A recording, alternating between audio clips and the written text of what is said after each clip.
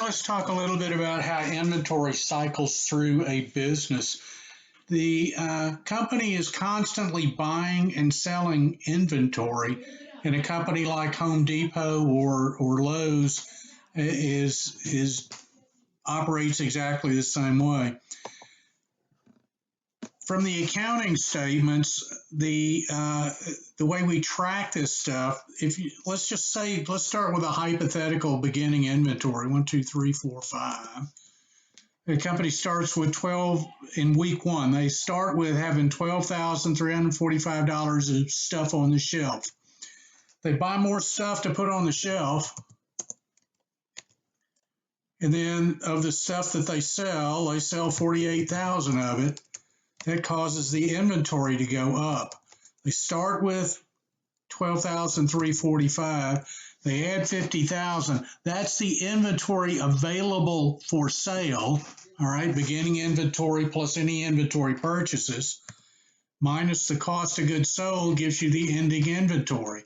And so the next week they would start with that same number, and they're going to have to go buy stuff. Maybe they buy a little less this week and sell a little bit more.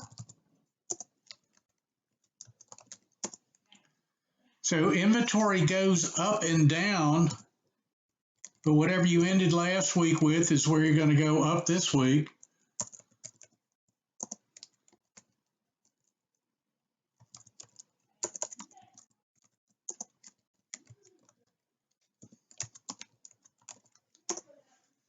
All right, so inventory constantly going up and down, but they try and keep it sort of balanced. As the company is growing, though, let's say that this particular company, after this is first 3 weeks in business, and now it's starting to kick things into high gear. And so instead of averaging $50,000 of purchases, now it goes to 75,000.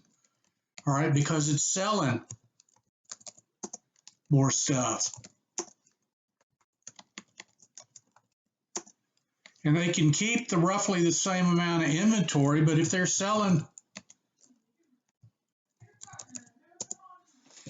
actually going out there and selling more stuff with the same basic level of average inventory, that's what's making them more efficient. All right, a couple other things to mention as we look into a little more detail in the working capital accounts receivable, and inventory.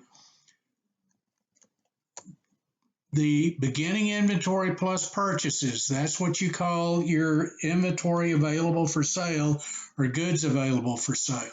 To get the ending inventory, just subtract what part of it you sold. The book mentions shrinkage. Shrinkage is where you go in to do a physical inventory count and you say, hey, I thought we had 50 barbecue grills out here. There's only 48. Well, it could be somebody walked off with them. It could be that you misplaced them. Maybe you miscounted or whatever the last time. Shrinkage, without pointing fingers at anybody, that just means that there ain't the inventory there that we thought there was. And it's just treated as a cost of goods sold. All right. Companies actually, the accountants set up accounts to try and estimate what the shrinkage and the obsolescence factor, where you might buy stuff that nobody wants anymore. It's and then the only way to get rid of inventory like that is to sell it to the dollar store. Okay, that stuff happens, and it's either a write-off or built into the cost of goods sold. And so that's the sort of stuff that we want you to basically understand how the money flows through there. But bottom line, whenever you start with inventory, you're going to buy some stuff, sell some stuff. If your inventory is continuously going up, it means that you're buying more than you're selling. If your inventory is going down, it's you're selling more than you're buying. Let's have the purchases go up by 5%, and we'll keep the cost of goods sold as selling the same amount, but you keep purchasing more. Notice what your ending inventory is doing. Okay, your ending inventory is going to then,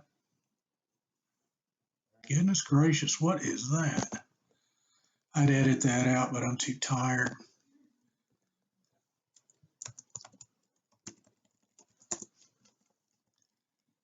All right, so you can see that the inventory is growing because you're buying more than you're selling. Okay, and that would be maybe a good thing or maybe a bad thing. By the same token, if you are not replacing it as fast as you're selling it, the inventory is going to go down. In this case, it actually went down to 0, so I'm not replacing way too much of it. Let me take that to.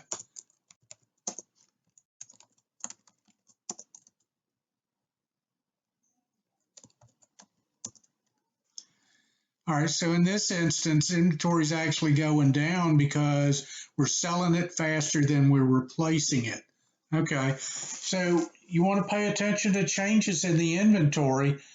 Having inventory going up and down isn't good or bad. It just means that you're either selling it faster than you're buying it or buying it faster than you're selling it.